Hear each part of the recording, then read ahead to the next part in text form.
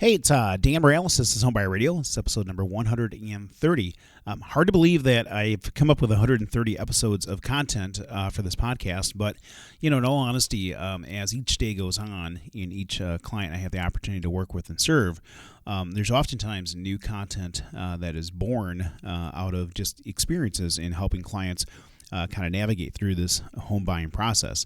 Now, a lot of times, people start this process and, they start with a realtor first, and they think about the mortgage process, kind of last, or it's an afterthought. And, sometimes an agent will, get knee deep into showing clients multiple houses, before they get to the point where they actually get pre-approved. So, first thing is, your realtor should be directing you to get pre-approved if you haven't started that way first. Now, in all honesty, a mortgage pre-approval should be the first place that you start in this process because, in all honesty, for most of us, unless we're going to pay cash for a house, we're going to need a mortgage to be able to finance that acquisition of the property. But hey, that's not what I want to talk about this week. What I want to talk about this week is, the ever-evolving and changing world of mortgage finance, okay? Now, one of the things is, obviously, interest rates can and do change on a daily basis. In extreme market conditions, you can have times where an interest rate will change more than once per day. We haven't had one of those in a bit, but when there's volatility in the market, you can have times where interest rates can change more than once per day. So that's, an element of volatility. But, the other thing that, we see more and more often too is the world of mortgage guidelines and rules continues to evolve and change, okay? So, what wasn't allowed, maybe 2 or 3 years ago might be allowed in today's world now, and vice versa.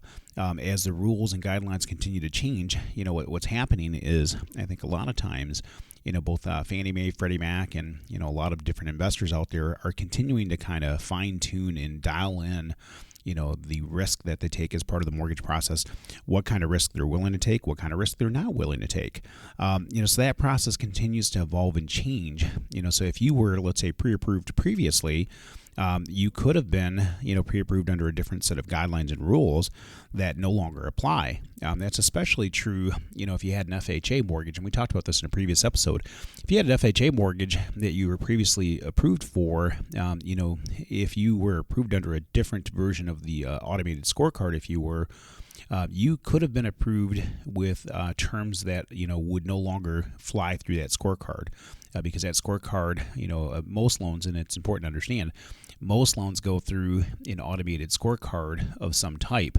And oftentimes what happens is those scorecards change, they get updated. They're always modifying them as they try to dial in risk that's associated with a loan. So just because you were pre-approved, let's say a year ago when you thought about buying a house, doesn't mean you'll be pre-approved today. So it's important that you start the process of getting pre-approved for a mortgage first, as opposed to waiting later, okay?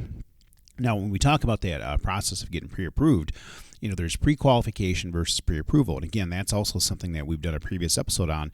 Pre-qualification is just, based on, the information that you've given me, but I haven't verified. Meaning that you've told me what you make, you told me what you have, in income, you told me what you've had, what you're making as far as, debt payments and so on. But what happens is that is information that you've told me, but I haven't necessarily verified it. The pre-qualification would be, hey, you're eligible for a mortgage based on these terms, or based on the information you've given me, but there's not necessarily a whole lot of substance behind that, okay? A pre-approval, a legit pre-approval, a legit pre-approval is going to be us going through actually verifying, your income, verifying, your debts, your assets, and stuff like that, where we actually are going to verify or complete 75% of that mortgage process. So that way, when you do get to the point where you're ready to write an offer, you have a dialed in bona fide approval versus, kind of my opinion as to whether or not I think I can get you approved for a loan. Okay. So, in the course of these 130 episodes, we've talked a lot about all of those types of things. We talked about working with people who are experienced, know what they're doing. We've talked about, the right way to go about buying a house. Again, it's still, we talked about it even earlier in this episode where, so often people go out and look at houses before they really understand the financial metrics of, what a payment's going to look like, how much cash they have to have, invested into this process and stuff like that. So your first step really needs to be be with the mortgage banker. Again, unless you're paying cash, you really need to get connected with us first so we can get you pre-approved. You know exactly what the terms are, you know, kind of what to expect, and, you know, how to go forward in this process with, you know, a better understanding of what the numbers look like and the details look like. So if you're in the process and you know, want to buy a house, you know, we would love to have the opportunity to work with you.